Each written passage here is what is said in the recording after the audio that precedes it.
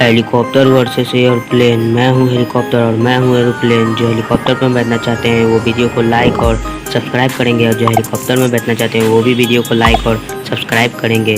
तो आइए देखते हैं कौन जीता है। Let's go. दुनिया में 1941 में आया था और तू? अरे मैं तो 1906 में ही आ गया था। 30 मीटर प्रति घंटे के स्पीड से चल सकता हूँ। और तू? अरे मैं 900 मीटर प्रति घंटे के स्पीड से चल सकता हूँ। 7 किलोमीटर की ऊंचाई तक उड़ सकता हूँ, लेकिन मैं 19 किलोमीटर की ऊंचाई तक उड़ सकता हूँ।